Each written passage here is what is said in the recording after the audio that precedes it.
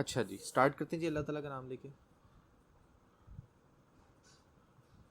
CCN आगाज़ करते हैं जी। हमारा चूँकि ट्रेनिंग सारा का सारा पूरी ट्रेनिंग का जो प्रोसीजर है वो सीसीएनए के मुताबिक ही है। अब इस सीसीएनए का मतलब क्या है, पहले तो इसको देखते हैं। पहले सी की बात करते हैं। पहले सी से मुराद है सिस्को। सिस्को एक वेंडर है और हम उसी को पढ़ने लगे। और कहा यह जाता है कि दुनिया में टोटल 87% जो डिवाइसेस हैं पूरी दुनिया के अंदर वो सिस्को की ही डिवाइसेस हैं। बाकी जो रेशो बचती है उसके अंदर आपके पास दुनिया के बाकी वेंडर्स भी आते हैं। जिन वेंडर्स के अंदर अगर यूके की मैं बात करूं तो यूके के अंदर बहुत मशहूर एक वेंडर है जिसका नाम है जूनिपर। बहुत सारी दुनिया इसकी फ़ैन है। इसके इंजीनियर्स दुनिया में बहुत कम है। उसकी वजह सिर्फ इनकी अपनी गलती है। अब आके इन्होंने अपनी सर्टिफिकेशंस की तरफ ध्यान करना शुरू किया है। पहले ऐसे होता था कि सिस्को के अलावा पूरी दुनिया में कोई सर्टिफिकेशन नहीं करवाता था, बल्कि जितने भी वेंडर्स होते थे वो तमाम के तमाम वेंडर्स क्या करते थे, वो अपनी डिवाइसेस बनाकर लोगों को सोल्यूशंस देते थे कि हमारा ही इंजीनियर आएगा और आके इम्प्लीमेंटेशन करके चला जाएगा।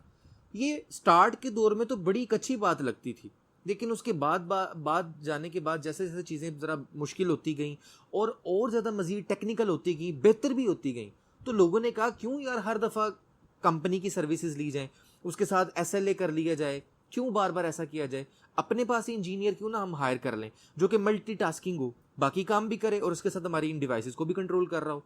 तो उस दौरान फिर जूनिपर को और इसके साथ बाकी भी जो वेंडर्स थे, जिस तरह मैं डेल की बात करता हूँ, मैं एचपी की बात करता हूँ, 3कॉम बहुत मशहूर एक ब्रांड है, टीपी लिंक बड़ा मशहूर ब्रांड है, इस तरह और भी बहुत सारे वेंडर्स हैं। इन तमाम वेंडर्स ने अपनी सर्टिफिकेशंस के ऊपर ध्यान नहीं दिया। लोगों को इनकी डिवाइसेस इस्तेमाल करनी नहीं आती थी। सिर्फ इनके जो अपने ज़ाती इंजीनियर्स थे जो कि इनकी अपनी कंपनी में काम करते थे, जस्ट उनको ही पता था कि इसको ऑपरेट कैसे किया जाता है। तो ये जो वेंडर्स हैं, इन वेंडर्स ने बहुत ज़्यादा मार्केट में मार खाई है, जबकि सिस्को इन सब से आगे निकल गया। उसकी वजह सिर्फ ये थी सिस्को की हिकमत अमली। उसने सबसे ज़्यादा काम जो किया है वो अपनी सर्टिफिकेशंस के लिए किया है। उसने लोगों को अपनी तरफ माइल किया है कि आओ मैं तुम्हें सिखाता हूं कि नेटवर्किंग क्या है। नेटवर्किंग सिखाने की आड़ में असल में उसने अपनी डिवाइसेस को चलाना सिखाया। नेटवर्किंग तो सिखाई कि नेटवर्किंग किसको कहते हैं, उसके साथ साथ अपनी डिवाइसेस के ऊपर किस तरीके से वर्किंग करनी है, कैसे काम करना है, उसने ये सब कुछ भी सिखाया। जिसकी वजह से आज दुनिया में सबसे ज़्यादा जो सर्टिफाइड इंजीनियर्स हैं वो आपको सिस्को के ही नज़र आते हैं। और यही वजह है कि 87% भी डिवाइसेस दुनिया में सिस्को की ही हैं, क्योंकि दुनिया में इंजीनियर ज़्यादा इसके हैं। तो हर इंजीनियर की कोशिश ये होती है कि जो मुझे डिवाइस पे काम करना आता है मैं उसकी तरफ तवज्जो दूँ। यहाँ पर मैं कैरियर काउंसलिंग के हवाले से एक बात करता चलूँ। अब दुनिया बहुत आगे निकल चुकी है। अब ऐसा नहीं है दुनिया के अंदर कि अगर आप आईटी की दुनिया में सर्वाइव करना चाहते हैं या आईटी की दुनिया में नए नए मूव हो रहे हैं, तो ऐसा नहीं है। ये पहले ज़माने की बातें होती थी जो कि हमने खुद अपनी आंखों से देखी हैं कि बंदा सिर्फ सीसीएनए कर लेता था और सीसीएनए करके बाहर निकल जाता था, या अपने मुल्क में भी जहाँ भी है उसको बहुत हाई एंड जॉब मिल जाती थी, हाईली पेड होता था वो, और सुकून से अपनी ज़िंदगी बसर करता था, किसी किस्म की टेंशन नहीं होती थी। ये उस ज़माने की बातें हैं। अब ऐसा नहीं है। अब दुनिया बहुत आगे जा चुकी है। अब खाली सीसीएनए करने के बाद तो कोई मुंह भी नहीं लगाता। उसकी वजह यह है कि चूंकि मैं आपको बता चुका हूं कि बाकी जो वेंडर्स हैं उन्होंने भी अपनी सर्टिफिकेशंस के ऊपर ध्यान देना शुरू कर दिया। तो जब उनकी सर्टिफिकेशंस के ऊपर ध्यान देना शुरू किया तो उसके भी सर्टिफाइड दुनिया में आने लग गए लोग। अब जब उसके सर्टिफाइड दुनिया में आए हैं तो उनकी कोशिश ये होती थी कि हम अपनी डिवाइसेस लगाएं।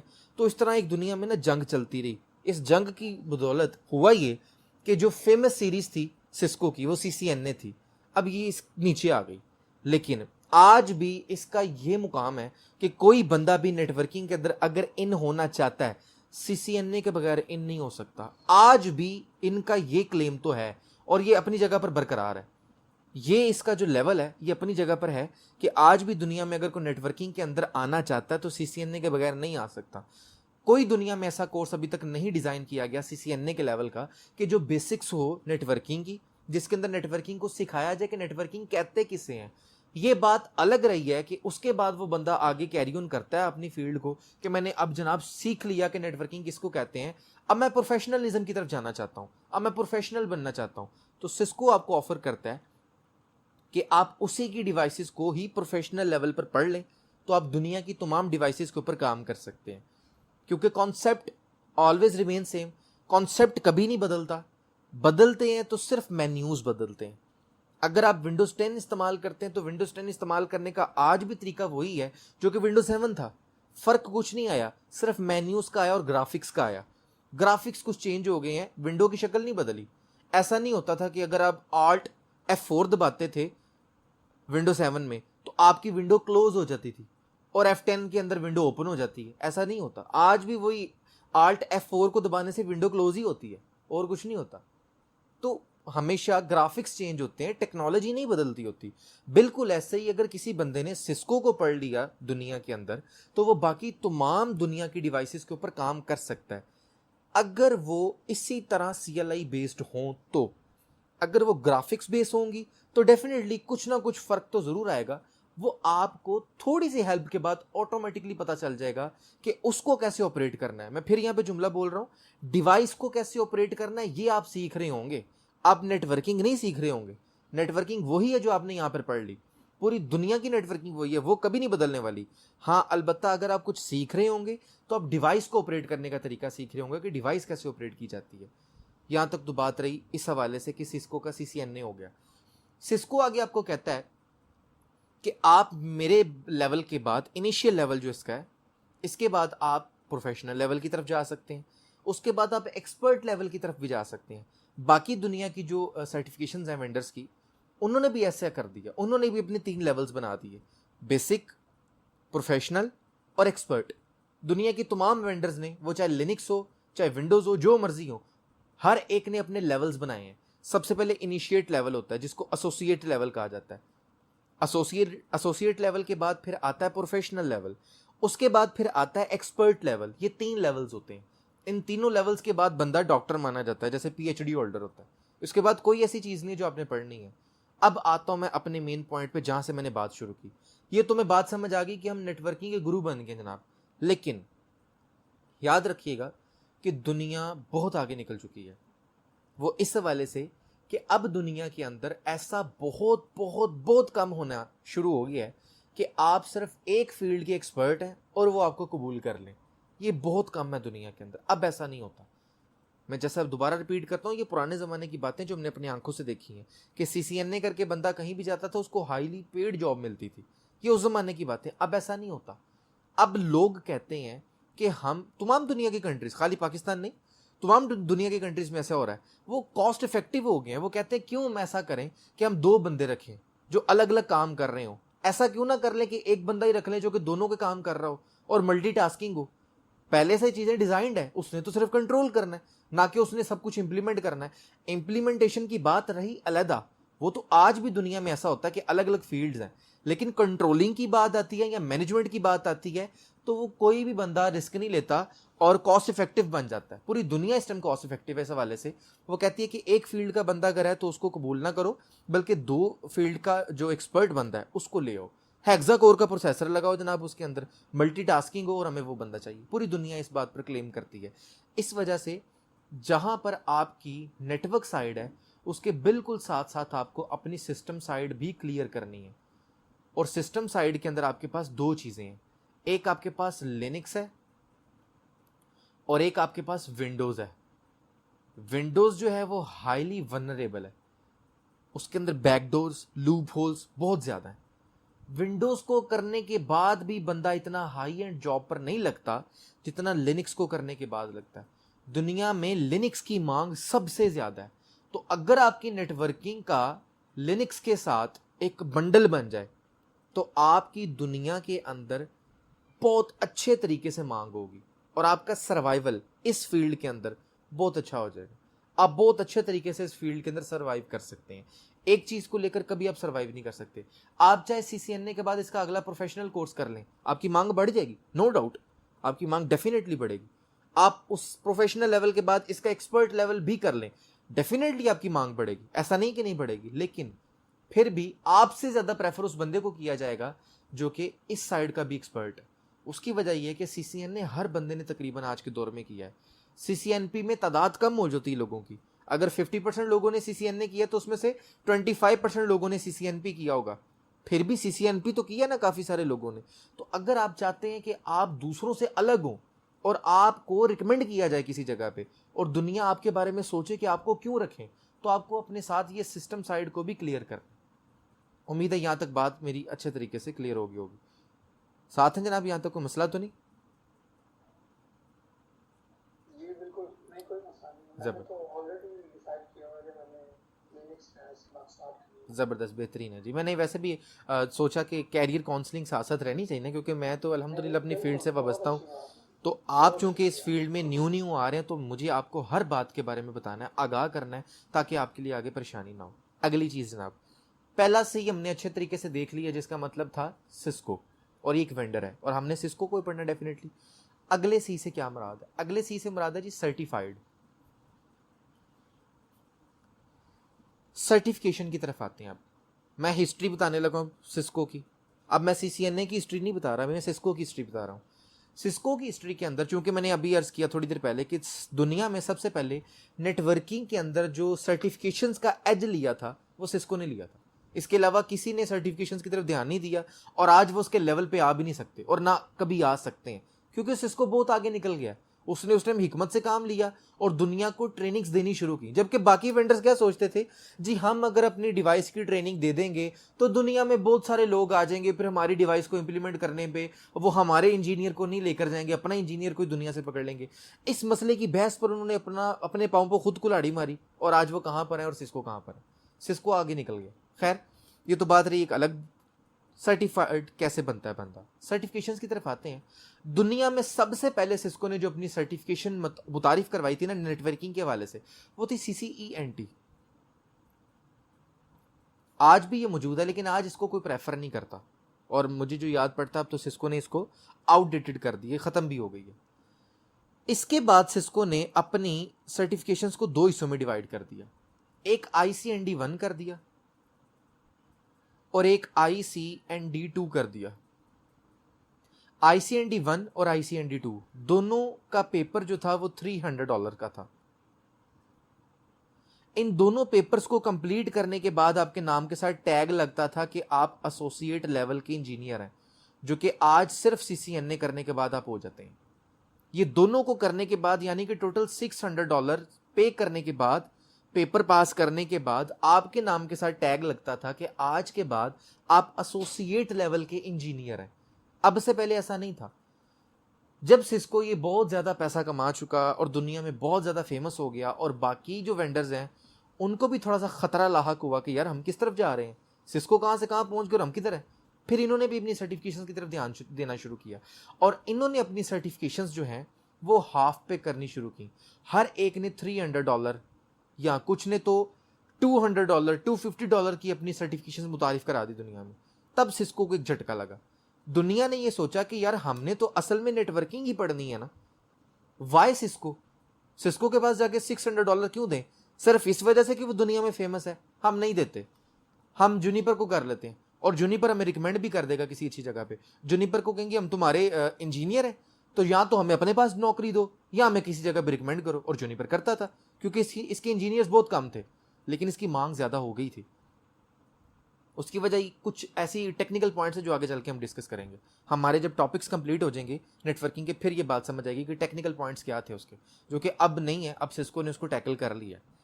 तो दुनिया ने कहा वाई सिस्को, हम सिस्को की तरफ क्यों जाके $600 पे करें। तब सिस्को ने एक्शन लिया कि अब ऐसा मौका आ गया कि अब पैसा कमाना नहीं बल्कि कुछ दिमाग इस्तेमाल भी करना ज़रूरी है। तब सिस्को ने सबसे पहले अपनी नई सर्टिफिकेशन मुतारिफ कराई जो कि CCNA कहलाई, जिसको आज आप और मैं कर रहे हैं और जानते भी हैं।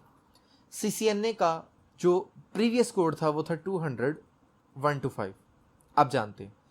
अब 2020 के अंदर फेब के अंदर उन्होंने इसको चेंज करके 200-301 कर दिया और सिर्फ बिल्कुल माइनर सी चेंजिंग की है। असल चेंजिंग तो CCNP में आई है, CCNA लेवल पे कोई ख़ास चेंजिंग नहीं आई, बिल्कुल माइनर सी आई है। वो इंशाल्लाह ताला जो आई है वो हमने डिस्कस करनी है। असल चेंजिंग है CCNP के अंदर। इंशाल्लाह ताला जब CCNP करेंगे फिर ये बात करेंगे। तो ये तो थी इसकी कहानी सर्टिफिकेशन की। अब अगली बात करते हैं पेपर के हवाले से। इसका जो पेपर है वो आज $325 का है। कुछ कंट्रीज में $300 का है, कुछ में $325 का। और मुझे जो याद पड़ता है फेब के अंदर इन्होंने तमाम कंट्रीज के अंदर $325 ही कर दिए। अब अगर इन्होंने चेंज कर दिया तो वो अलग बात है, अभी तक मैंने वैसे रिसेंटली इसका रेट नहीं देखा, वो देख लेंगे बाद में। अलबत्ता ये 300 से $325 तक इसका रेट चल रहा है पेपर का। मैंने जो कि लास्ट टाइम आपको बात बताई थी पेपर के वाले से, पहली चीज़ तो मैं ये बताता चलूँ कि सिस्को की सर्टिफिकेशन करना कोई ज़रूरी नहीं है, पेपर देना बिल्कुल ज़रूरी नहीं है। पाकिस्तान की बात कर रहा हूँ सिर्फ, अगर आप पाकिस्तान से बाहर हैं तो वो लोग स्टैंडर्ड्स पे काम करते हैं। अगर आप कस्में खा लें जी मैंने CCNA किया है, मैंने CCNA किया है, उन्होंने नहीं यकीन करना। जब तक आप पेपर पास नहीं करेंगे तब तक उनको यकीन नहीं होना। और मैं हैरान हूँ इस बात पर कि उनको अच्छी तरह पता कि पेपर कैसे पास किया जाता है। पेपर पास करना कोई बड़ी रॉकेट साइंस नहीं है, या आप CCNA की ट्रेनिंग ना करके भी कर सकते हैं, लेकिन पता उनको लग जाता है इंटरव्यू के दौरान। इंटरव्यू के अंदर जब आपसे क्वेश्चंस किए जाते हैं ना, वो उधर ही फोल लेते हैं बंदे को, ये बंदा कितने पानी में, इसको कितना नॉलेज है, इसको कितना आता है, पता उधर ही लग जाता है इसने ट्रेनिंग ली है कि नहीं ली। पेपर पास करना कोई बड़ी बात नहीं है, it's not a big deal. लेकिन फिर भी वो लोग प्रेफर करते हैं, स्टैंडर्ड्स पे चलते हैं। वो लोग प्रेफर करते हैं कि जब तक आप सर्टिफाइड नहीं होंगे हम आपकी बात नहीं मानेंगे।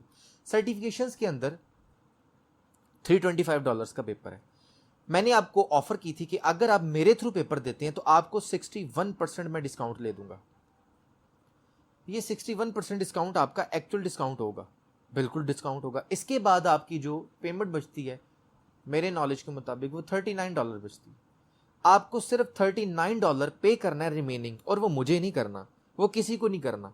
वो पियरसन का जो आपका वहाँ पे एग्जाम सेंटर होगा, आपने उस पियरसन के एग्जाम सेंटर में या कोई भी एग्जाम सेंटर है उधर जाके 39% जो आपकी रिमेनिंग अमाउंट बचती है वो आपने उनको जाके वहाँ पे पेड करनी है।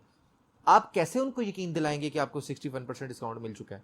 उसका एक पूरा तरीकाकार होता है। जब आप उसमें इनरोल होंगे, मैं इंशाल्लाह ताला फिर आपको बताऊंगा।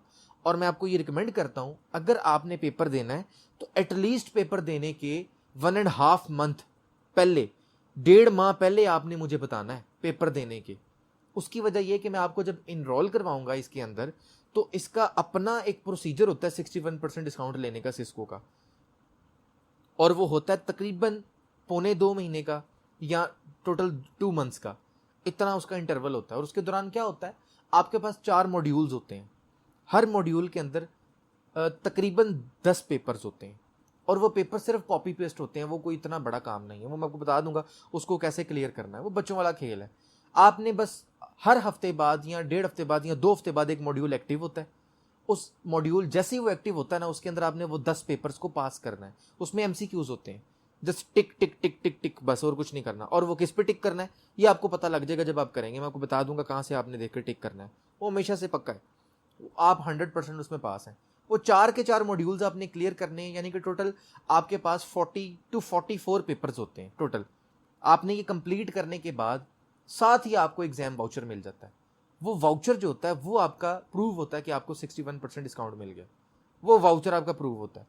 असल में वो वाउचर लेने के लिए ही आपको 44 पेपर्स देने पड़ते हैं, और वो सिर्फ और सिर्फ 10 मिनट भी नहीं लगते 10 पेपर्स करने पे। जैसे ही आपका मॉड्यूल एक्टिव हुआ, 10 पेपर्स उसके अंदर होते हैं, 10 से 15 मिनट लगते हैं, कॉपी पेस्ट करना है आपने और कुछ नहीं करना। जस्ट 10 to 15 मिनट्स आपको लगेंगे और आपका पूरा मॉड्यूल कवर। जी तो क्वेश्चन है जी जी एक तो ये जो आप पेपर बता रहे हैं 61% डिस्काउंट लेने के लिए है, ये CCNA सिस्को का पेपर है कोई? जी जी, ये सिस्को का पेपर है, CCNA का नहीं, जो 61% डिस्काउंट के लिए आप 44 पेपर आप कह रहे हैं तो देने हैं हाँ जी डिस्काउंट के लिए, जी, ये MCQ क्वेश्चन है, ये किस बारे में होंगे? मैं उसी बारे में बताने लगा हूँ। असल में आप CCNA का पेपर जब देने लगते हैं तो सिस्को आपको कहता है कि $325 मुझे पे करें। आप अगर 61% डिस्काउंट लेना चाहते हैं तो सिस्को ने उसके लिए अलग कैटेगरी रखी हुई है, और वो ये रखी हुई है, सिस्को कहता है कि फिर आप अपने आप को मेरे पार्टनर के थ्रू मेरी ऑनलाइन जो अकेडमी है उसके अंदर रजिस्टर्ड करवा लो।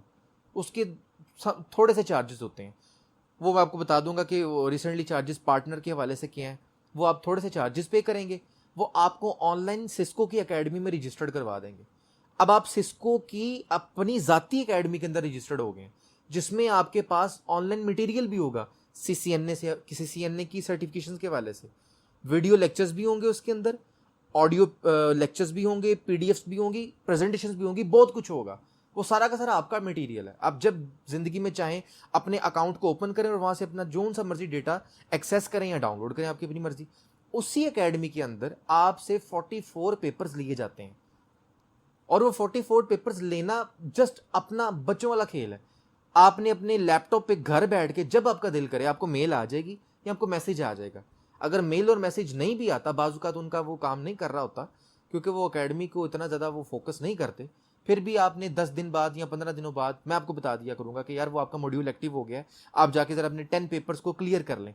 15 मिनट्स लगते हैं जी कॉपी पेस्ट करके पेपर्स को क्लियर करने पे। 2 मंथ्स का टोटल ड्यूरेशन है। 2 मंथ्स के बाद आपको डिस्काउंट वाउचर मिलता है उसी अकाउंट के अंदर, और उस डिस्काउंट वाउचर के आगे लिखा होता है कि ये वाउचर बेसिकली CCNA का है, CCNA एग्जाम का वाउचर है। अब जब आप जाएंगे ना एग्जाम सेंटर में, तो आप साथ वाउचर की फोटोकॉपी लेकर जाएंगे, यानी कि उसका प्रिंट निकाल लेंगे ना। आप वो वाउचर लेकर और 39% जो रिमेनिंग अमाउंट है वो लेकर जाएंगे, और वाउचर के ऊपर बाकायदा तौर पे हाईलाइट करके लिखा होगा कि 61% डिस्काउंट आपको मिला हुआ है। आवाज बंद हो गई।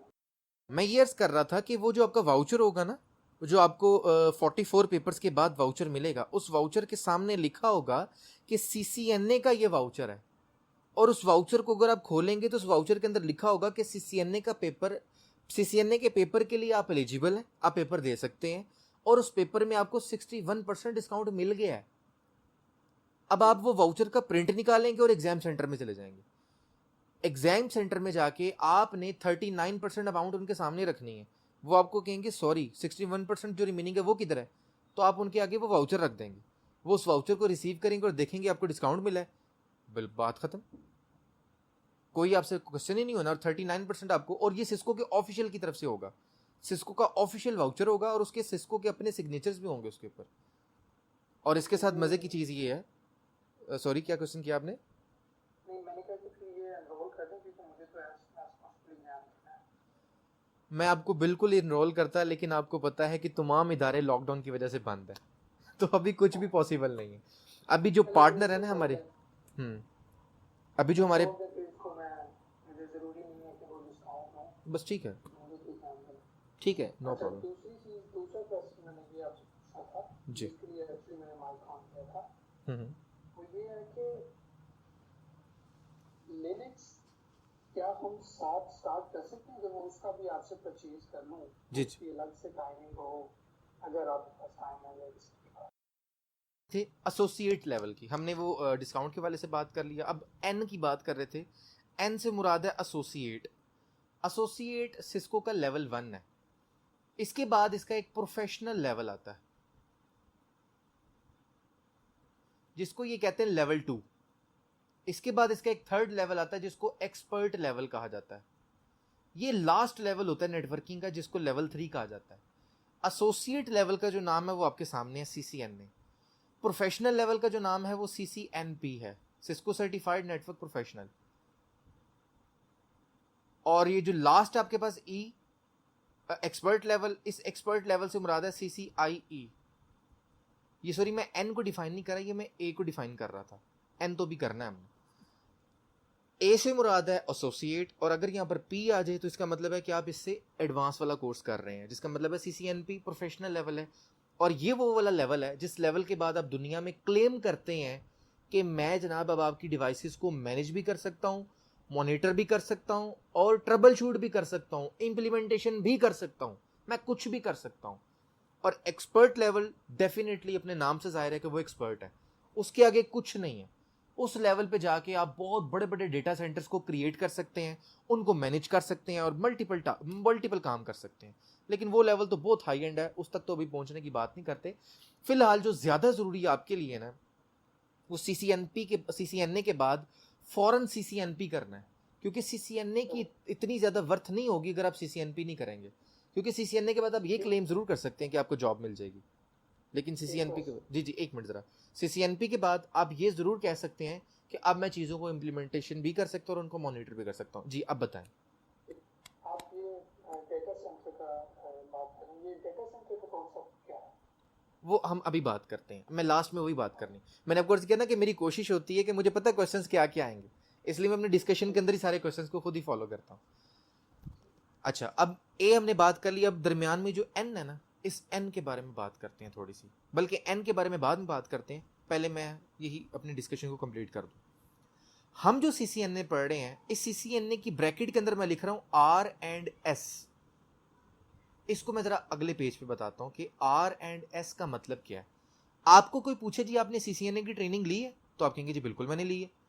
अब आपसे वो पूछेगा कि आपने CCNA की ट्रेनिंग तो ली है, लेकिन सिस्को के तो मल्टीपल ट्रैक्स हैं, आपने किस ट्रैक की ट्रेनिंग ली है? अब ये परेशान कौन बात है, ट्रैक्स क्या होते हैं और मल्टीपल ट्रैक्स क्या होते हैं, ये क्या चीजें हैं, ये क्या बलाएं हैं? अब ये बताने लगो। दुनिया के अंदर टेक्नोलॉजी मल्टीपल टाइप्स की आई है और अलग अलग फील्ड उसकी स्पेशली बना दी गई हैं और पूरी दुनिया उसको फॉलो करती है। सबसे मशहूर तरीन जो फील्ड है वो R&S है, जिसका मतलब है राउटिंग एंड स्विचिंग। ये दुनिया की सबसे मशहूर तरीन टेक्नोलॉजी है R&S, जो कि हम पढ़ रहे हैं। ये पहली फील्ड है और पहला प्लेटफॉर्म है। दूसरा प्लेटफॉर्म और दूसरी फील्ड सिक्योरिटी। तीसरी फील्ड और तीसरा प्लेटफॉर्म वॉइस। चौथी फील्ड और चौथा प्लेटफॉर्म डेटा सेंटर। अभी मैं बताता हूं ये क्या चीजें होती हैं। ISP, जिसको सर्विस प्रोवाइडर भी कहा जाता है।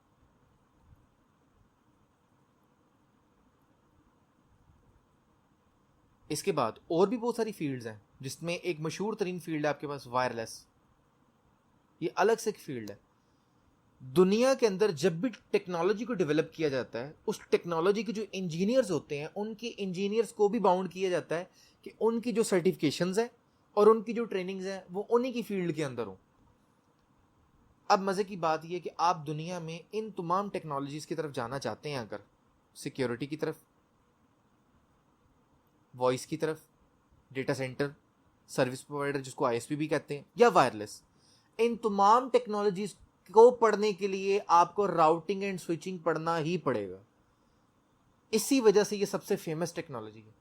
अगर आपने राउटिंग एंड स्विचिंग नहीं पढ़ा, इस टेक्नोलॉजी को नहीं पढ़ा, तो आप बाकी टेक्नोलॉजीज के अंदर सरवाइव कर ही नहीं सकते। अब ये बाकी टेक्नोलॉजीज क्या है वो बात करते हैं।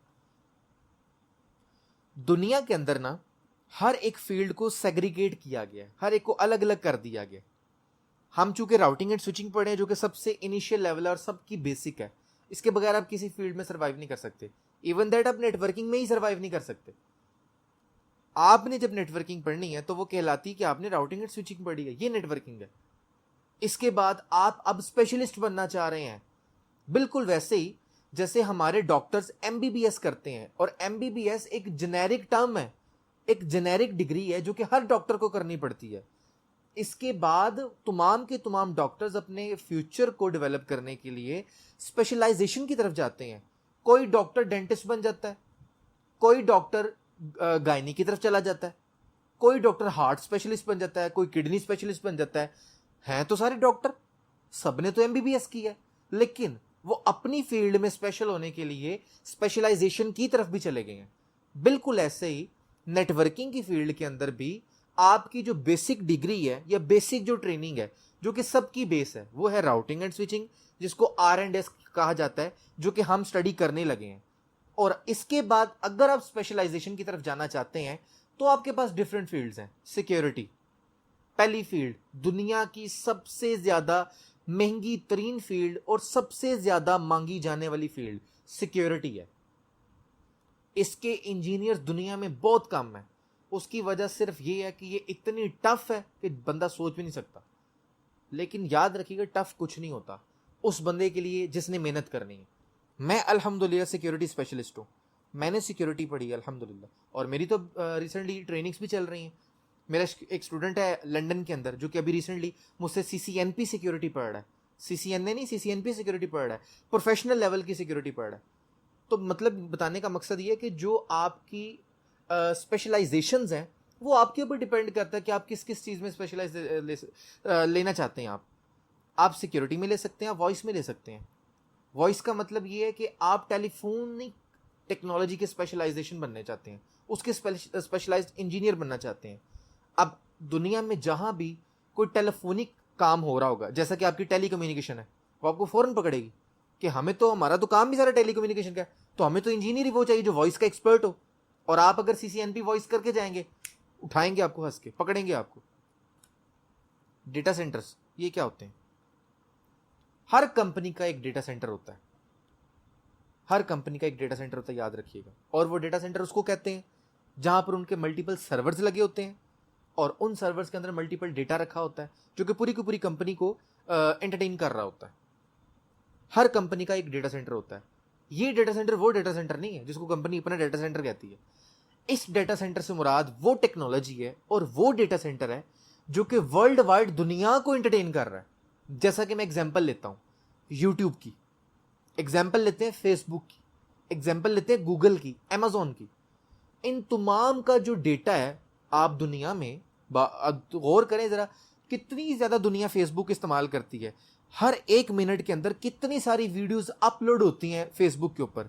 वो जो अपने कंप्यूटर से फेसबुक के ऊपर अपलोड कर रहे हैं, क्या वो अपने कंप्यूटर के अंदर अपलोड कर रहे हैं? नहीं, वो तो फेसबुक की ड्राइव के अंदर अपलोड कर रहे हैं, वो तो फेसबुक के सर्वर्स के ऊपर अपलोड कर रहे हैं। और फेसबुक के सर्वर्स कहां पे पड़े हैं? वो तो डेटा सेंटर में है। डेटा सेंटर कहां पे है? उनके मुल्क में है। तो क्या दुनिया की तमाम जो वीडियोस हैं, जो दुनिया का तमाम जो डेटा उस वेबसाइट तक जा रहा है, क्या वो एक स्पेसिफिक लोकेशन पे जा रहा है? जी हां, वो एक स्पेसिफिक लोकेशन पे जा रहा है, उसका नाम है डेटा सेंटर। और डेटा सेंटर क्या होता है? जहां पे मल्टीपल सर्वर्स पड़े होते हैं, उन सर्वर्स को इस तरह से अरेंज किया जाता है और वहां पर वो वाली टेक्नोलॉजी होती है जिस टेक्नोलॉजी के जरिए पूरी दुनिया को एंटरटेन किया जा सकता है, ना कि सिर्फ एक कंपनी को, एक ज्योग्राफिकल एरिया को नहीं, बल्कि पूरी दुनिया से जहां से भी हिट आए आप उसको एक्सेप्ट कर रहे हो। और ये बहुत ज्यादा फेमस टेक्नोलॉजी है, बहुत ज्यादा। तो ये अपने अंदर दुनिया है, बहुत बड़ी दुनिया है ये, और ये अपनी स्पेशलाइजेशन है। ISP, सर्विस प्रोवाइडर, ये क्या है? आप और मैं घर में इंटरनेट इस्तेमाल करते हैं, इंटरनेट जहां से हमें मिलता है उसको ISP कहा जाता है, सर्विस प्रोवाइडर कहा जाता है। सर्विस प्रोवाइडर की एक अलग दुनिया है, वहां पर टेक्नोलॉजीज और तरीके से इस्तेमाल होती हैं। उनकी टेक्नोलॉजीज वो नहीं है जो हमारी कंपनीज में इस्तेमाल होती हैं, बिल्कुल भी नहीं। और वहां पे वो टेक्नोलॉजीज चल भी नहीं सकती। उसकी वजह ये है कि उनके सिनेरियोस डिफरेंट है, उधर कुछ और दुनिया है, उनकी दुनिया ही और है। तो अगर आप टेक्नोलॉजी वाइज अगर उस फील्ड में ना जाना चाहते हैं, अगर आपका ज़हन है कि जनाब मैंने किसी सर्विस प्रोवाइडर में जाके जॉब करनी है, तो आप फिर सर्विस प्रोवाइडर करें। उसके बाद स्पेशलाइजेशन के अंदर वायरलेस एक ऐसी फील्ड है जो कि अपने अंदर एक्सपर्ट तो है, लेकिन ये हर एक की डिमांड है। और इसके अंदर बिल्कुल ज़रूरी नहीं है आपको स्पेशलाइजेशन करना, आपको वक्त के साथ साथ खुद ब खुद इसका पता लगना शुरू हो जाता है। ये स्पेशली उन लोगों के लिए डिज़ाइन की गई है ये फील्ड कि जो स्पेशली जिस तरह आपकी टेलीकम्युनिकेशन का इदारा है, टेलीकम्युनिकेशन वाली कंपनीज हैं, उनके डिफरेंट लोकेशंस पे टावर्स लगे होते हैं। उन टावर्स को अरेंज करना, उसकी टेक्नोलॉजी को मेंटेन रखना, और फिर आपकी जो रेडियोनिक फ्रीक्वेंसीज होती हैं 2.0 गीगाहर्ट्ज़ और 5.0 गीगाहर्ट्ज़, इन गीगाहर्ट्ज़ टेक्नोलॉजीज़ के बारे में बहुत ज़्यादा अवेयरनेस रखना, इसके लिए स्पेशल एक अलग से फील्ड बना दी गई है जिसको वायरलेस कहा जाता है। तो ये अलग से तमाम स्पेशलाइजेशंस हैं जिनको अलग अलग फील्ड कहा गया है। अब परेशान कुन बात ये है कि आप अगर CCNA करने आए हैं ना, तो आप R&S कर रहे हैं जो कि सबकी बेस है, इसके बगैर आप किसी में जा नहीं सकते। अब अगर आप किसी स्पेशलाइज फील्ड में जाना चाहते हैं ना, अब आपको उसका भी CCNA करना पड़ेगा। CCNA सिक्योरिटी है, CCNA वॉइस है, CCNA डेटा सेंटर है, CCNA सर्विस प्रोवाइडर है, CCNA वायरलेस है। उसके बाद आप उसके प्रोफेशनल लेवल को भी पढ़ेंगे जिसके अंदर CCNP सिक्योरिटी होगा, CCNP वॉइस होगा, CCNP डेटा सेंटर होगा। अगर आपने स्पेशलाइजेशन की तरफ अभी नहीं जाना, जो कि ज़रूरी नहीं है आपके लिए, अभी मैं भी आपको ये रिकमेंड करूंगा, आपके लिए भी स्पेशलाइजेशन ज़रूरी नहीं है। जो चीज़ें ज़रूरी हैं आपके लिए इस फील्ड में सर्वाइव करना, वो आपको मार्केट में जाके पता लग जाएगा और आपको मेरी बातें याद आएंगी। मैंने आपको 2 बातें बताई हैं। पहली चीज़ तो आपकी नेटवर्किंग है, दूसरी चीज़ आपके पास लिनक्स है। और नेटवर्किंग के अंदर आपके लिए क्या क्या ज़रूरी है? CCNA और CCNP, और दोनों R&S, राउटिंग एंड स्विचिंग, क्योंकि ये एक ऐसी बेसिक है कि जिसकी बुनियाद पर आप किसी कंपनी में भी जॉब कर सकते हैं और किसी ISP में भी जॉब कर सकते हैं, क्योंकि उनके पास भी इनिशियल ये वाली टेक्नोलॉजी तो चल रही होगी। हाँ, इसके आगे स्पेशलाइजेशन वाली जो टेक्नोलॉजीज़ हैं उसके लिए डिपार्टमेंट्स भी अलग होते हैं। अगर आप उन डिपार्टमेंट्स तक पहुंचना चाहते हैं तो आप उनकी स्पेशलाइजेशन करें। और उसमें क्या इंपॉर्टेंट है, उसमें इंपॉर्टेंट ये है सिक्योरिटी। आपको सिक्योरिटी पढ़नी चाहिए इसके बाद, जो कि दुनिया का सबसे बड़ा इशू बन गया। अब दुनिया के अंदर सिक्योरिटी स्पेशलिस्ट रखना बहुत कम हो गया। अब दुनिया के अंदर स्पेशलिस्ट नहीं रखे जा रहे सिक्योरिटी के, बल्कि जो राउटिंग एंड स्विचिंग के माहिर हैं उनको ही कहा जाता है कि तुम सिक्योरिटी पढ़ो और तुम उस रोल को भी अपने साथ साथ काम, उस रोल को भी अपना लो, और वो भी काम कर रहे हो सिक्योरिटी वाला। वो इतनी बड़ी कोई बिग डील नहीं है, इतनी बड़ी रॉकेट साइंस नहीं है। जो बंदा करना चाहता है तो वो कर लेता है। इस तरीके से बाकी भी फील्ड्स हैं। तो ये तमाम फील्ड्स अलग अलग दुनिया से ताल्लुक़ रखती हैं। अगर आप किसी एक में स्पेशलाइज्ड होना चाहते हैं तो आप जा सकते हैं। यहाँ तक कोई बात, अगर कोई और क्वेश्चन है आपका तो वो कर लें, वरना फिर आगे चलते हैं। ज़बरदस्त। तो ये एक अलग दुनिया है जी। 2 बातें मैं आपको बता चुका हूँ, CCNA के बाद CCNP और दोनों R&S। फिर आपके पास जी जी पूछें। CCNP how tough is that, कि उसके करने में कितना, जैसे CCNA मेरा ख्याल है कि इट्स नॉट दैट टफ जी, 1 महीने 1.5 महीने मेहनत करे बंदा हो जाता है। एग्जैक्टली। CCNP कितना टफ? आप यहाँ से अंदाज़ा लगा लें कि CCNA की जो टोटल लेक्चर्स हैं ना वो 16 to 22 हैं। इतने लेक्चर्स हैं। अब डिपेंड करता है कि कितना लेंथी लेक्चर आप कर लें, तो ये नीचे भी आ सकता है। मेरे नॉर्मली कोई 22 से 25 हो ही जाते हैं। मैं जितना मर्जी लेंथी कर लूँ, क्योंकि मुझे आदत है ज़्यादा पढ़ाने की। मैं क्योंकि वो प्रैक्टिकल चीज़ें भी करवा रहा हूँ, इसलिए वो चीज़ों को ऐड करके मेरे टोटल 22 से 25 लेक्चर्स हो जाते हैं नॉर्मली। लेकिन अगर मैं बहुत लंबे लंबे अगर लेक्चर लेना चाहूँ, 2-2 घंटे 2.5 घंटे का भी लेक्चर लें, तो चलो बात मानते हैं जी 16 से लेके 22 के दरमियान हो जाएगा काम। CCNP की बात करते हैं। CCNP में जनाबे वाला 3 सब्जेक्ट्स हैं। राउट अलग है, जिसको हम राउटिंग एंड स्विचिंग कह रहे हैं ना, राउटिंग एंड स्विचिंग, राउट अलग है, स्विच अलग है। ये 2 अलग अलग सब्जेक्ट्स हैं। और एक तीसरा सब्जेक्ट भी इसमें जो टी शूट कहलाता है। ये 3 सब्जेक्ट्स हैं। और मजे की बात है, इन तीनों के अगर मैं लेक्चर्स को कंबाइन करना चाहूँ ना, तो मैं आपको सिर्फ रफ आइडिया दे सकता हूँ 70 to 90 लेक्चर्स। और कम से कम भी मैं बहुत बड़ी छलांग लगाऊं ना, तो आपको 2.5 से 3 माह तो लग ही जाने ये करने में। आप सोचें, अगर आप ये टेक्नोलॉजी पढ़ लेते हैं CCNP, तो आप क्यों नहीं दुनिया को क्लेम कर सकते कि मैंने जनाब प्रोफेशनल लेवल पढ़ा है, और अब मैं मॉनिटर भी कर सकता हूं, मैं मैनेज भी कर सकता हूं, मैं इंस्टॉल भी कर सकता हूं। और सबसे बड़ी बात जिसकी वजह से सर्वाइव किया जाता है इस फील्ड के अंदर, आप ट्रबल शूट कर सकते हैं चीज़ों के मसाइल को पकड़ सकते हैं, कौन सा मसला कहाँ पे आ रहा है। आपको इतना नॉलेज हो जाता है। इससे पहले नहीं होता, इसके बाद ही होता है। लेकिन विदाउट लैब आप इतना कुछ कैसे डाइजेस्ट कर सकते हैं? हमारी लैब्स चलेंगी इसके साथ, हम लैब्स के साथ काम करेंगे। मैं कोई भी बात जी नहीं जी, पैकेट ट्रेसर सिर्फ आपका CCNA की हद तक है। जब आप CCNP में जाएंगे, मैं आपको पैकेट ट्रेसर निकाल के लाइव इन्वायरमेंट में लाऊंगा। और लाइव इन्वायरमेंट में कैसे आप लैब्स कर सकते हैं कि तब बात करेंगे जब हम करेंगे इंशाल्लाह। और वो प्योरली लाइव होगा। वो ये पैकेट ट्रेसर के अंदर खेलना हम बंद कर देंगे। पैकेट ट्रेसर तो बच्चों वाली बात है, वो तो सिर्फ आपका CCNA के हद तक है कि चलो बच्चों को थोड़ा सा खुश कर दिया, ये देखो ये राउटर होता है, ये देखो ये स्विच होता है। वो बच्चों को खुश करने वाली बात है। दुनिया इससे बहुत आगे चली गई है CCNP लेवल तक। हम जब CCNP पढ़ेंगे इंशाल्लाह ताला, आपको मैं वो वाला लाइव इन्वायरमेंट दिखाऊंगा कि आपको खुशी होगी इंशाल्लाह देखकर। और वो प्योर लाइव होगा, जैसे आपका एग्जैक्ट राउटर होता है, एग्जैक्ट वही लाइव होगा आपका इन्वायरमेंट। तो जब इंशाल्लाह ताला उसको डिस्कस करेंगे, तब उसको भी इंशाल्लाह बात कर लेंगे उसकी। अच्छा जी, ये बात हमें क्लियर होगी, इसकी ये फील्ड भी हमें क्लियर होगी। आगे चलते हैं। मैंने आपको CCNA के अंदर C और A बता दिया, और A की इंपॉर्टेंस भी बता दी कि A से मुराद है एसोसिएट लेवल। उसके बाद इसका प्रोफेशनल लेवल होता है, जो कि बहुत ज़्यादा इंपॉर्टेंट है, उसके बगैर गुजारा नहीं हो सकता, मैंने आपको बता दिया। उसके बाद इसका एक्सपर्ट लेवल होता है, वो करना ज़रूरी नहीं है। अगर आपको नज़र आता है कि हाँ अब मेरा लेवल बहुत ऊपर चला गया, अब आप वो ज़रूर करें CCI, क्योंकि उसके बाद ही आप दुनिया में माने जाने गुरु माने जाते हैं। तो उसके बाद ही फिर आप गुरु माने जाते हैं। खैर, A की बात करते हैं जी। A किसको कहते हैं? A से मुराद है जनाब नेटवर्क, सॉरी N से मुराद है जनाब नेटवर्क। ये वो कहानी है जहां से आगाज होता है नेटवर्किंग का। आज तक लोग कंफ्यूज्ड ही रहते हैं जी नेटवर्किंग क्या होती है। तो आज मैं आपको सिर्फ एक डेफिनेशन लिखवा रहा हूँ, उस डेफिनेशन के अंदर आपकी नेटवर्किंग तो हल हो जानी हर हालत में, सारी जिंदगी की टेंशन खत्म होने वाली जनाब आपकी। 2 or more than two devices connected with each other so they can communicate with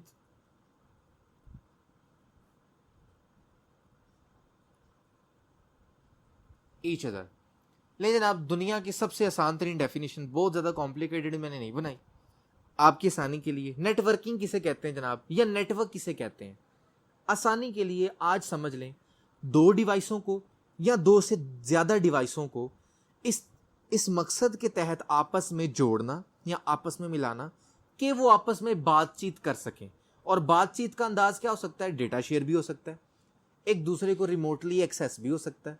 ये जो मैं टर्म्स बोल रहा हूँ ये आगे जाके हम इंशाल्लाह ताला देखेंगे और करेंगे भी, फिर आपको समझ आ जाएगी। तो उनकी आपस में नेटवर्किंग होती ही है। दुनिया में टोटल नेटवर्किंग है ही है कि दो या दो से ज़्यादा डिवाइसेस को इस गर्ज से या इस मकसद से मिलाना, उनको आपस में जोड़ना कि वो आपस में कम्युनिकेशन कर सकें। लेकिन जनाब जस्ट ये नेटवर्क है। और नेटवर्क दुनिया में जोग्राफिकल एरिया के हवाले से दो हो सकते हैं, एक होता है आपका लैन और एक होता है आपका वैन। उम्मीद आप समझ गए होंगे, ज़रा आपका इतना एक्सपीरियंस तो है, आप लैन और वैन को समझते होंगे, फिर भी बता देता हूँ जी। हाँ जी, लैन होता है जी लोकल एरिया नेटवर्क,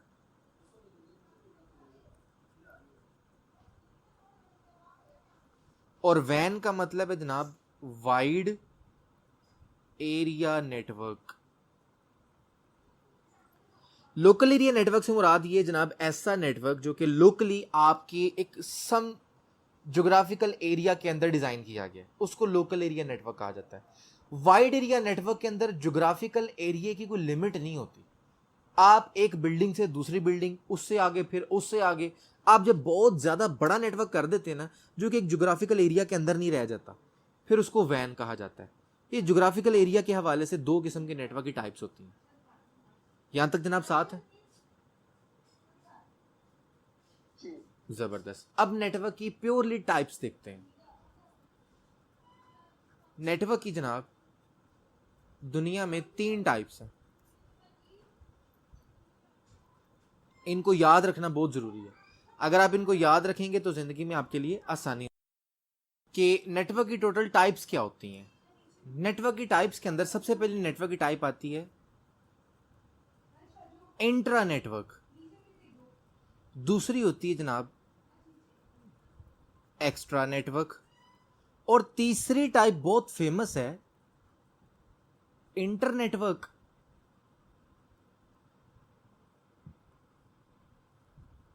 ये 3 टाइप्स हैं। इन तीनों का मतलब क्या है? अब मैं लैन और वैन की बात नहीं करने लगा। लैन और वैन तो ज्योग्राफिकल एरिया के हवाले से है ना। अब ज्योग्राफिकल एरिया को अगर ना देखा जाए और नॉर्मली देखा जाए कि यार ये नेटवर्क लगा हुआ है, नेटवर्क को देखकर बताओ कि इन तीनों में से वो वाला नेटवर्क किस टाइप के अंदर फॉल करता है, तो कैसे पता लगेगा? ये देखते हैं। इंटर नेटवर्क से मुराद है कि आपकी जो सेम ऑर्गेनाइजेशन है ना,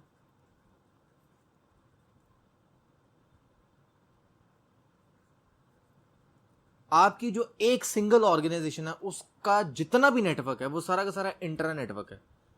अब यहां पर आप ये भी मुझसे क्वेश्चन कर सकते हैं, क्या वो एक सम स्पेसिफिक लोकेशन की बात कर रहा हूं मैं? नहीं। पाकिस्तान के अगर एग्जांपल लूं मैं, तो मैं अगर एग्जांपल लूं, मैं जनाब आउटफिटर्स हूं, और आपको पता आउटफिटर्स की जो ब्रांच है वो लाहौर में भी है, कराची में भी है, इस्लामाबाद में भी है, जगह जगह पे, रायवेंड में भी है।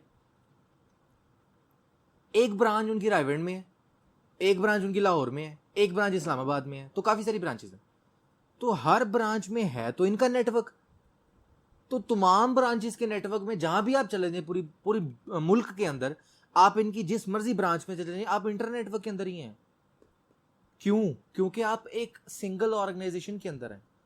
एक सिंगल ऑर्गेनाइजेशन का नेटवर्क जहां भी है वो आपका इंट्रा नेटवर्क कहलाएगा। एक्स्ट्रा नेटवर्क किसे कहते हैं? यकीनन आप समझ गए होंगे। इसका उल्ट कर लें, जिससे मुराद ये है 2 और more than 2 organisations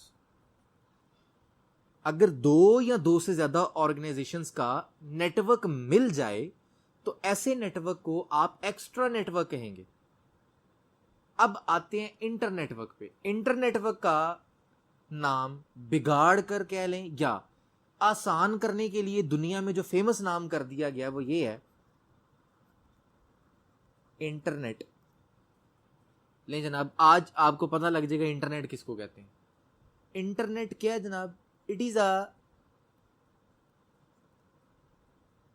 network of networks, या जनाब आप इसको ये भी कह सकते हैं it's a group of networks. ये तो नेटवर्क्स का ग्रुप है। इंटरनेट कुछ भी नहीं है, हमने जो उसको हवा बनाया हुआ है कि ये क्या भला है, ये कैसे चलता है, कुछ भी नहीं है। जैसे आपका एक सिंगल कंपनी के अंदर नेटवर्क चलता है ना, जो कि अब से ऑनवर्ड इंशाल्लाह ताला ट्रेनिंग को करने के बाद आप इस काबिल हो जाएंगे कि आप जज कर सकते हैं कि चीजें कैसे चलती हैं। जैसे आपका एक कंपनी का नेटवर्क चलता है, एग्जैक्टली वैसे ही आपका इंटरनेट वर्क कर रहा है। और ये कोई बहुत बड़ी रॉकेट साइंस नहीं है कि इसके अंदर कोई जिन बैठा हुआ है जो कि हर चीज को ऑपरेट कर रहा है। नहीं, जैसे आपकी 2 डिवाइसेस है वैसे दुनिया में 2 करोड़ डिवाइसेस है, वैसे ही आपस में कम्युनिकेशन कर रही हैं, वैसे ही अटैच्ड है। जैसे आपकी 2 डिवाइसेस एक कंपनी के अंदर एक वायर के थ्रू या वायरलेस के थ्रू कम्युनिकेशन करती हैं, वैसे ही पूरी दुनिया में इंटरनेट की डिवाइसेस भी वायर के थ्रू या वायरलेस के थ्रू कम्युनिकेशन कर रही हैं। Simple is that. हाँ, टेक्नोलॉजी का फर्क जरूर आ सकता है। आपके पास कंपनी में इतनी हाई एंड टेक्नोलॉजी डेफिनेटली नहीं लगी होगी क्योंकि आपको जरूरत ही नहीं है, लेकिन इंटरनेट को चलाने के लिए दुनिया में हाई एंड टेक्नोलॉजी डेफिनेटली होगी। तो ये दुनिया में 3 किस्म की नेटवर्क की टाइप्स थी। इसमें कोई क्वेश्चन है तो पूछ ले, नहीं तो आगे चलते हैं।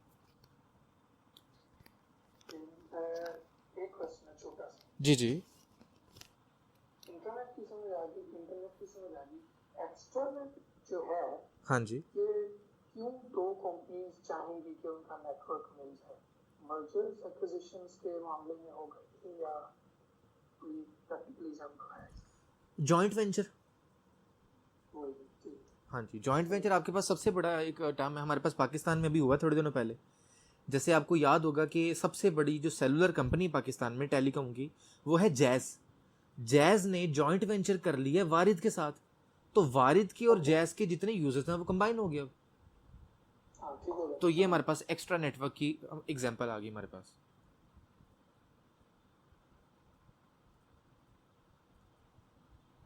अच्छा जी, अब थोड़ा सा आगे चलते हैं और नेक्स्ट लेक्चर की मैं बेस बना रहा हूं ताकि हम उससे ऑनवर्ड आगे जरा टेक्निकल गुफ्तगू की तरफ आ जाए। हम जो CCNA करेंगे इसमें कुछ कम्युनिकेशन की टर्मिनोलॉजीज होंगी।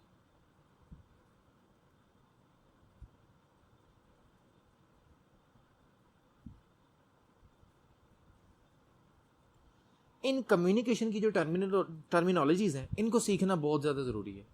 अगर मैं इनको सीखूंगा नहीं ना, अभी तक आपकी बात कर रहा हूँ, अगर अभी आप इसको सीखेंगे नहीं ना, तो मैं आगे चल के जब रेफरेंस के तौर पे इन वर्ड्स को इस्तेमाल करूंगा तो आपको समझ नहीं है कि मैं कहना क्या चाह रहा हूँ। आप कहेंगे ये सर कौन से टेक्निकल वर्ड्स बोली जा रहे हैं। तो आसान करने के लिए पहले इनको सीख लेते हैं, क्योंकि अब चूंकि प्योरली हम टेक्निकल होने वाले हैं तो हमें लैंग्वेज भी टेक्निकली बोलनी चाहिए और उसको सीखते भी हैं। उसमें सबसे पहला एक कीवर्ड होता है link.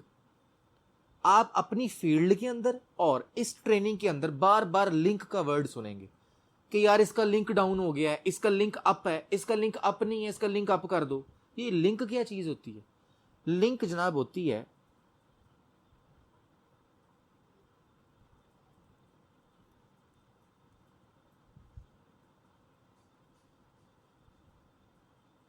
Connection between devices.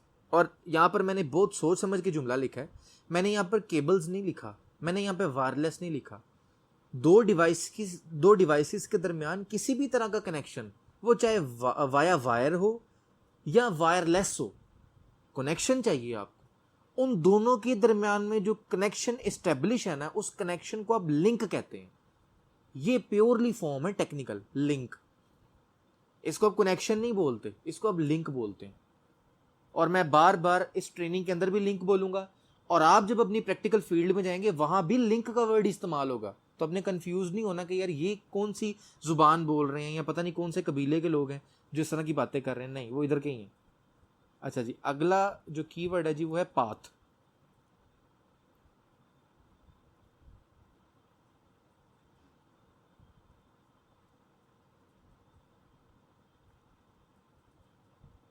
And to end राउट। और अगर आपने गौर किया हो तो मैंने राउट को ब्लू के अंदर लिखा है और इन्वर्टेड कोमा के अंदर लिखा है। राउट खुद एक कीवर्ड है। आप बार बार कभी पाथ सुनेंगे, कभी राउट सुनेंगे। राउट हो या पाथ हो, दोनों का मतलब एक है। एक डिवाइस से दूसरी डिवाइस के दरमियान जो लिंक है ना, उस लिंक का जितना भी फासला है उस फासले को राउट कहा जाता है। End to end route, end to end path, एक ही बात है दोनों की। या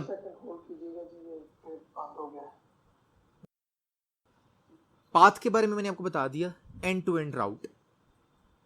आप चाहे राउट पढ़ें चाहे आप पाथ पढ़ें, दोनों का मतलब एक ही है कि आपके लिंक का जितना फासला है उसको राउट कहा जाता है या उसको पाथ कहा जाता है, एक ही बात है। नेक्स्ट जो कीवर्ड है हमारे पास वो है नॉड। इसको समझना बहुत ज्यादा इंपॉर्टेंट है। उसकी वजह ये है कि ये वर्ड बार बार आप सुनेंगे।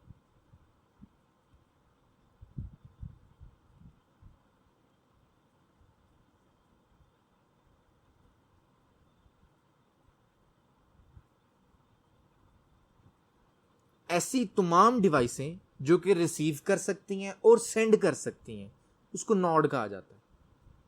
तो आज के बाद जब मैं नॉड का वर्ड बोलूंगा तो इसका मतलब ये कि मैं लैपटॉप का नाम नहीं ले रहा, मैं कंप्यूटर का नाम नहीं ले रहा, मैं मोबाइल का नाम नहीं ले रहा, मैं किसी स्पेसिफिक डिवाइस का नाम नहीं ले रहा, बल्कि मैं नॉड कह रहा हूं, जिसका मतलब है तमाम डिवाइसें जो कि सेंड और रिसीव कर सकती हैं उनको नॉड कहा जाता है।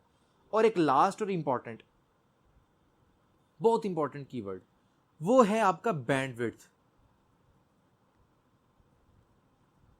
जिसको बिगाड़ कर आज के जमाने में स्पीड कहा जाता है। बहुत गलत वर्ड है जी, बहुत गलत वर्ड है स्पीड।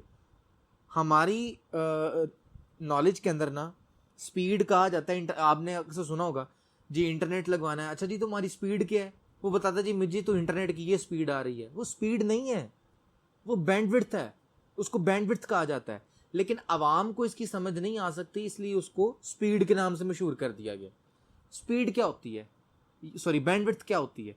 बैंडविड्थ के बारे में कहा जाता है कि it is a capacity of channel.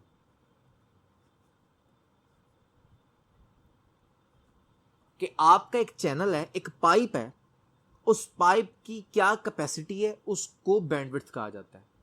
Example लेते हैं इसको आसान जुबान में समझने के लिए। मेरे पास एक गिलास है, उस गिलास के अंदर, वो बड़ा गिलास है, बहुत बड़ा गिलास है, मिसाल के तौर पे उसमें 1 लीटर पानी है। उस 1 लीटर पानी को अगर मैं गिलास में से गिराऊं तो मेरा ख्याल है उसको 4-5 सेकंड या 10 सेकंड लग जाएंगे। अगर वही 1 लीटर पानी में बहुत बड़े जग, जिसका मुंह बहुत बड़ा खुला हो, ऊपर से ना बहुत बड़ा मुंह हो, उसके अंदर 1 लीटर पानी डालूं और उसमें से मैं गिराऊं तो वो 10 सेकंड नहीं लगेंगे, उसको 5 सेकंड लगेंगे या 4 सेकंड लगेंगे, यानी कि गिलास से कम टाइम लगेगा। इसकी वजह क्या है? क्या मैंने स्पीड बढ़ा दी है? क्या मैंने ऊपर मुक्के मारने शुरू कर दी कि पानी जल्दी से निकले? नहीं, मैंने क्या किया, मैंने तो कैपेसिटी बढ़ा दी है। जहां से वो निकल रहा है, जहां से वो आउट हो रहा है, मैंने उसको, उसके साइज को इंक्रीज कर दिया है ताकि वो वहां से अच्छे तरीके से निकल सके। तो यही आपका कॉन्सेप्ट है नेटवर्किंग की दुनिया में। आप जब भी किसी को स्पीड एलोकेट करते हैं, बेसिकली स्पीड नहीं एलोकेट करते, आप चैनल की कैपेसिटी एलोकेट करते हैं कि आपकी जो वायर है, उस वायर के ऊपर से मैक्सिमम कितना डेटा गुजर सकता है। आप उतनी लिमिट अलाउ नहीं करते, आप उसको लिमिटाइज करते हैं कि ये सिर्फ इतना ही डेटा इसके ऊपर से जा सके। मतलब ये कि आप उसका ना मुंह छोटा कर देते हैं कि भाई तार तो वही रहती है, तार काट के छोटी तो नहीं होती। ऐसे थोड़ी कभी सुना हो आपने कि किसी ने कहा यार मेरे पास घर में ना 30 MB का नेट आ रहा है तो मेरी तार बारीक है, लेकिन मेरे दोस्त के घर ना 50 MB का नेट आ रहा है, उसकी तार बहुत मोटी है। ऐसा नहीं होता। जो आपकी वायर है, जो केबल है, वो तो सेम है सबकी। फर्क क्या है? उसके अंदर से जो डेटा गुजर रहा है, जो कैपेसिटी है, वो बढ़ा दी गई और वो कम कर दी गई है। बस सिंपल ये है, ये है बैंडविड्थ। यहां तक कोई क्वेश्चन है तो पूछ लें, नहीं तो फिर आगे चलते हैं। नहीं जी, बिल्कुल ठीक है यार। जबरदस्त। अब चूंकि आपने मास्टर्स किया है तो मैं ज़रा आपके पुराने ज़ख्म ताज़ा करने लगा हूँ ज़रा आपने जो चीज़ें पढ़ी थी मास्टर्स के अंदर या आपने आईटी की स्टडी के अंदर, टोपोलॉजीज तो ज़रूर पढ़ी होंगी। आज कुछ इसके बारे में एग्जैक्टली बिल्कुल। असल में टोपोलॉजी मैं दोबारा से रिकॉल कर दूं थोड़ा सा। टोपोलॉजी बेसिकली डिज़ाइन होता है कि आपने अपने नेटवर्क को डिज़ाइन कैसे करना है। अब ये बात मैं अभी नहीं कर रहा कि दुनिया में सबसे पहले टोपोलॉजी कौन सी आई थी, बाद में कौन सी आई थी। हम वैसे मैं एक सीक्वेंस बना रहा हूँ, ऊपर नीचे नहीं हम कर रहे। पहले पढ़ते हैं जी स्टार टोपोलॉजी। दुनिया में एक ऐसी टोपोलॉजी आई थी जिसको स्टार टोपोलॉजी कहा जाता था। इसमें होता क्या था, इसमें एक सेंट्रलाइज्ड एक डिवाइस होती थी जो कि हब कहलाती थी, और ये डिवाइस आज भी मौजूद है। इस हब के साथ अब मल्टीपल कंप्यूटर्स को जोड़ दिया करते थे।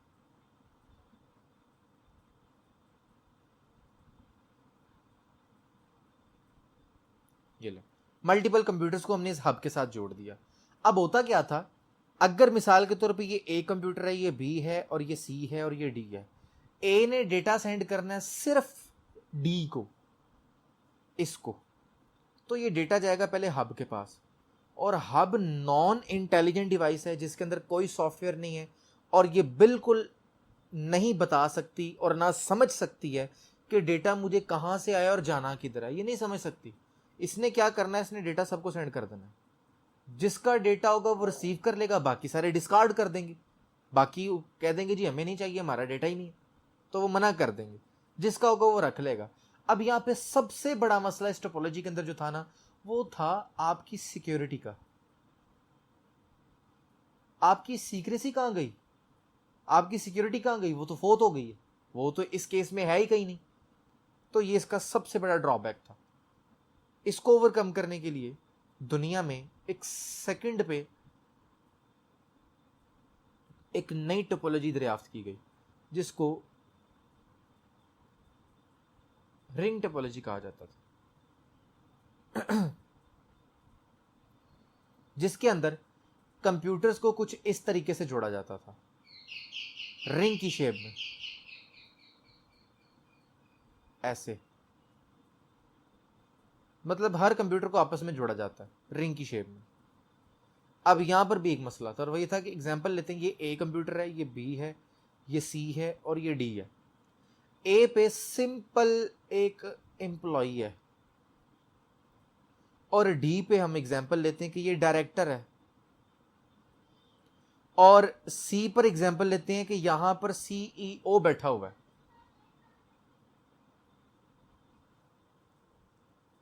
अच्छा, मुझे सिर्फ थे कि अगर हमारे पास यहां पर एक सिंपल एम्प्लॉई है ए पर, सी पर जो है वो हमारा सीईओ है, और डी पर हम एग्जांपल लेते हैं कि डायरेक्टर है। अब इसमें एक सबसे बड़ा इशू ये था कि जब डेटा सेंड होना है ना, तो वो इस फॉर्म में होना है। पहले ए ने बी को सेंड करना है, चलो बी की एम्प्लॉई है तो कोई मसला नहीं है। अब बी, ये डेटा जाना था डी के लिए, इधर जाना था, इसके लिए डाटा आया। एम्प्लॉय को डायरेक्टर ने कहा कि यार मुझे डेटा सेंड करो, उसने सेंड कर दिया। लेकिन वो डायरेक्ट नहीं सेंड कर सकता क्योंकि वो से डायरेक्टली कनेक्टेड ही नहीं है। कनेक्टेड तो वो बी के साथ है, पहले वो बी को सेंड करेगा। अब बी से डेटा जाएगा सी पर। अब सी जो है वो सीईओ है। अब सीईओ साहब से रिक्वेस्ट की जा रही है, सर आपकी मेहरबानी, आपके पास डेटा आया, ज़रा डायरेक्टर साहब को तो सेंड कर दें। उसने एक दफ़ा कर दिया, उसमें कुछ मिस्टेक निकल आई, डायरेक्टर ने कहा दोबारा मुझे सेंड करो इसको सही करके। अब दोबारा जब डेटा आएगा ना, तो सीईओ साहब जो है ना वो एक डंडा पकड़ेंगे, और डंडा पकड़ के खींच के मारेंगे बी के सर पे, और उसे कहेंगे मैं तुम्हारा मुलाजिम लगाऊं कि तुम्हारा डेटा आगे सेंड कर, तुमने मुझे डेटा सेंड करने के लिए रखा हुआ है यहाँ पे। तो ये तो एक बड़ा मसला बन गया। तो इन इश्यूज को देखते हुए कि हर बंदा हर एक का डेटा सेंड नहीं कर सकता, प्लस यहाँ भी एक इशू था, और वो सेम इशू था सिक्योरिटी का। आपकी सीक्रेसी कहाँ गई? कुछ हद तक तो उसको कंट्रोल कर लिया गया था। जैसे अगर ए ने डेटा बी को सेंड करना है तो इशू ही नहीं है, ए डायरेक्ट बी को सेंड कर सकता है, वो आगे नहीं जाएगा किसी के पास। लेकिन अगर ए ने डेटा सी को सेंड करना है, देन वाई बी को क्यों सेंड करे वो? लेकिन मजबूर है, वो कनेक्टेड है, उसको करना पड़ेगा। तो यहाँ भी एक सिक्योरिटी का कहीं ना कहीं इशू था। उसके बाद फिर दोबारा से डेवलपर्स ने सर जोड़ा और एक नई टोपोलॉजी दरियाफ्त की जिसको वो बस टोपोलॉजी कहा जाता था। बस टोपोलॉजी के अंदर क्या होता था जी? एंड टू एंड पूरी कंपनी के अंदर एक टी कनेक्टर्स होते थे जिनके दरमियान में एक केबल डाली जाती थी। इस केबल पे कंप्यूटर्स को अटैच किया जाता था।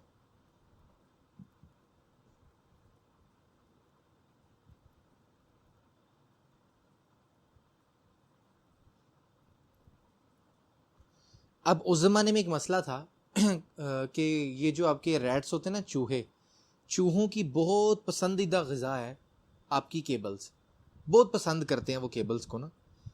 अब उसमें मसला ये था कि अगर किसी चूहे ने आपकी केबल काट दी ना, मिसाल के तौर पे यहाँ से काट दी, तो नॉर्मली लगता तो ये कि इसके पीछे जो लोग हैं वो आपस में तो कम्युनिकेट कर रहे होंगे, इधर वाले भी आपस में कम्युनिकेट कर रहे होंगे। फ़र्क ये आएगा कि इधर वाले जहाँ से कटी है उसके आगे जो कंप्यूटर्स हैं उनसे कम्युनिकेट नहीं कर रहे होंगे। ऐसा नहीं है, लगता ऐसा है लेकिन ऐसा नहीं है।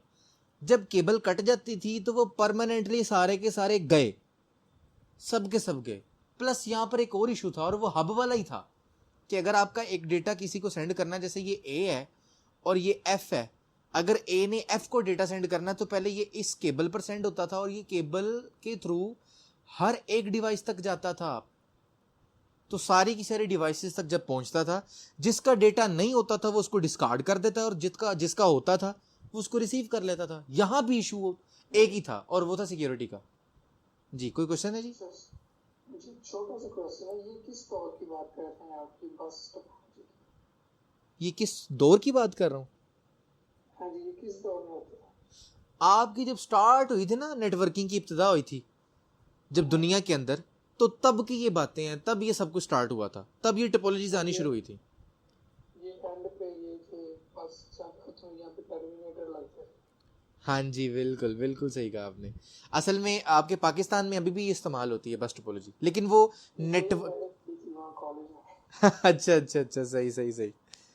ये आज से तकरीबन आप 2000 के अंदर चले जाए ना, तो उस दौर तक तो ये देखी जाती थी। 2000 के बाद आहिस्ता आहिस्ता इसको ख़त्म कर दिया गया। ये 2005 की बात कर रहा हूँ। बहरहाल आपने बड़ी हिम्मत से कर लिया इसको अलबत्ता 2000 के अंदर तो ये ऑब्सोल्यूट हो चुका था सारा सिलसिला। उसकी वजह एक ही थी और वो ये थी कि इस जो केबल है ना, इस केबल की एक अपनी स्पीड थी और वो बाइट्स के अंदर थी, जबकि आज की दुनिया में हम जीबीज के अंदर खेल रहे हैं। अब तो हमारे घर जो इंटरनेट आता है वो इंटरनेट एमबीज में आता है और कंपनीज को जो इंटरनेट बाय करना होता है वो तो जीबीज में बाय करना होता है। तो इस केबल के ऊपर तो एमबी का तो सवाल ही पैदा नहीं होता, जीबी फिर भी बड़ी दूर की बात है। इस केबल पे तो चलती ही बाइट्स थी, इसकी स्पीड ही बाइट्स तक महदूद थी और वो सम बाइट्स हैं, मुझे एग्जैक्ट याद नहीं है इस टाइम, आप गूगल कर लीजिएगा। वो कुछ बाइट्स की स्पीड ही बस इसके ऊपर चलती थी, इसके अलावा आप इससे ज़्यादा स्पीड नहीं ले सकते थे।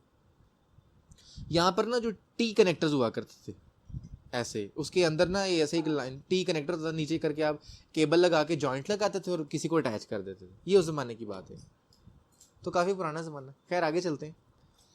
इन तमाम हाँ जी, अब तो दुनिया बहुत आगे जा चुकी है जी।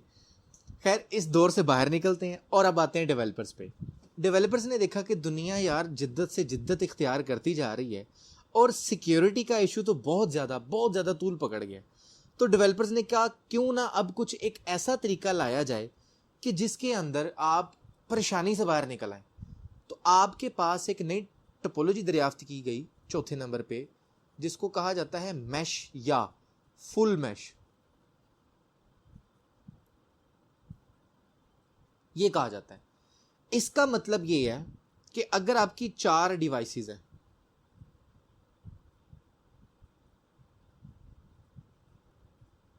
तो 4 की 4 आपस में कनेक्टेड होंगी। हर डिवाइस से कनेक्ट होगी, तब जाके आप फुल मैश टोपोलॉजी को बना सकते हैं। यहां पर आपकी सिक्योरिटी कंट्रोल हुई थी। मतलब अगर ये ए है, ये बी है, ये सी है और ये डी है, अगर ए ने डेटा डी को सेंड करना है तो ये डायरेक्टली कनेक्टेड तो है, ये कर सकता है, कोई इशू नहीं, और वो डेटा किसी और के पास नहीं जाएगा। अगर डी ने डेटा बी को सेंड करना है तो ये डायरेक्टली कनेक्टेड है, इसको यहां से घूम के कहीं और से जाने की जरूरत नहीं है और वो डेटा किसी और के पास भी नहीं जाएगा, वो डायरेक्ट सेंड कर सकता है।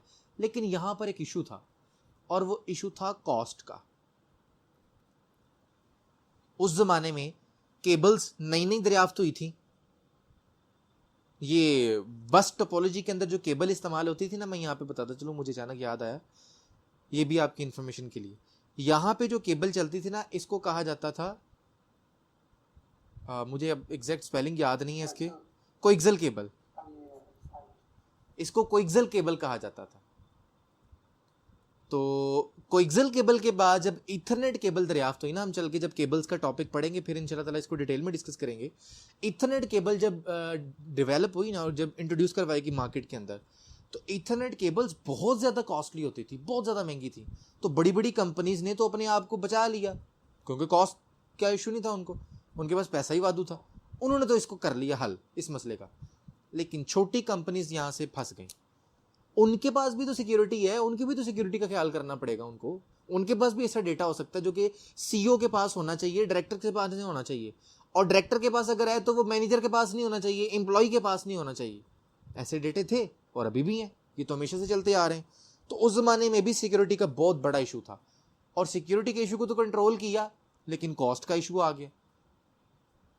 बड़ी बड़ी कंपनीज ने तो इसको टैकल कर लिया, छोटी कंपनीज नहीं बर्दाश्त कर सकी, क्योंकि वो इतनी सारी केबल्स कहाँ से लाएं। अब देखें कितनी केबल्स आपको नजर आ रही हैं, 4 डिवाइसेस हैं और केबल्स देखें 8। 4 डिवाइसेस के दरमियान 8 केबल्स लग रही हैं। आप सोच सकते हैं कि इसका क्या मतलब है। अगर आपके पास 16 डिवाइसेस हैं तो कितनी केबल्स चाहिए आपको, परेशान हो जाएंगे आप। लें जी, 256 केबल्स चाहिए आपको, सिर्फ केबल्स चाहिए। और आपके पास कंप्यूटर कितने हैं, 16 कंप्यूटर्स हैं। 16 कंप्यूटर्स के लिए 256 केबल्स चाहिए। और उस दौर में हार्डवेयर इतना कॉस्टली नहीं होता था जितने कॉस्ट आपको पड़ जाती थी केबल्स की। तो ये तो बिल्कुल ही एक बकवास किस्म का सोल्यूशन निकाला गया कि यार ये तो बहुत बकवास सोल्यूशन है, ये सोल्यूशन ठीक नहीं है। सिक्योरिटी को तो आपने टैकल कर लिया है, सिक्योरिटी तो आपने हैंडल कर लिया, लेकिन ये बहुत बुरा सोल्यूशन है। फिर डेवलपर्स ने कहा कि चलो यार आप क्या याद करोगे, आपको पार्शियल मैश दे देते हैं, एक टोपोलॉजी। इसका मतलब ये है कि कोई डिवाइस किसी के साथ कनेक्ट है और कोई डिवाइस किसी एक सेंट्रलाइज्ड डिवाइस के साथ कनेक्ट है। किसी किस्म का कोई इशू नहीं, कोई प्रॉब्लम नहीं। अपनी मर्जी से डिजाइन करो, जैसे तुम चाहते हो वैसे डिजाइन करो, लेकिन नेटवर्क तुम्हारा चलेगा। क्यों? क्योंकि अब से ऑनवर्ड तुम्हारे हार्डवेयर को समझा दिया गया कि वो पार्शियल मैश के ऊपर चलेंगे। तो हार्डवेयर इतने इंटेलिजेंट हो गए थे कि जिनके थ्रू वो समझ जाते थे कि मैं किसी हब से कनेक्ट हो रहा हूं, मैं किसी स्विच से कनेक्ट हो रहा हूं, या मैं किसी पीसी से ही कनेक्ट हो रहा हूं। हार्डवेयर खुद ही समझ जाता था। तो यहां पर फिर पार्शियल मैश के अंदर चीजों को कंट्रोल कर लिया गया। लेकिन फिर भी आज भी दुनिया के अंदर आपको नेटवर्क के कुछ डिजाइन्स दिए जाते हैं जो कि आज की दुनिया के हवाले से लेटेस्ट डिजाइन्स हैं। होते वो पार्शियल मैश नहीं है, लेकिन जो उनकी कोर लोकेशन है, जो कि सेंट्रलाइज्ड लोकेशन होती है, उसको डिजाइन करने का एक अलग तरीका होता है। यहां तक साथ है जी? कोई इशू तो नहीं? पार्शियल मैश के अंदर आके उन्होंने तमाम की तमाम जितनी भी लिमिटेशंस हैं उनको खत्म कर दिया कि जोन सी डिवाइस जिसके साथ चाहे कनेक्ट हो जाए, कोई इशू नहीं, हो सकती है। लेकिन अगर उन्होंने इतनी आज़ादी दी है तो यहां पर नेटवर्क के कुछ उसूल भी आते हैं, जिनमें सबसे पहला उसूल आता है लूप का, कि कहीं आपने टोपोलॉजी ऐसी तो नहीं बनाई कि आपके लूप्स बने जा रहे हैं। और आगे चल के हमने इंशाल्लाह ताला इसको डिस्कस करना है और इन डेप्थ करना है। आपको तब समझ आएगी, एक एक उसूल को पकड़ेंगे, एक एक टॉपिक को पकड़ेंगे और इंशाल्लाह ताला इसको इन डेप्थ में जाके कवर करेंगे और इंशाल्लाह ताला समझ भी आएगा और मज़ा भी आएगा।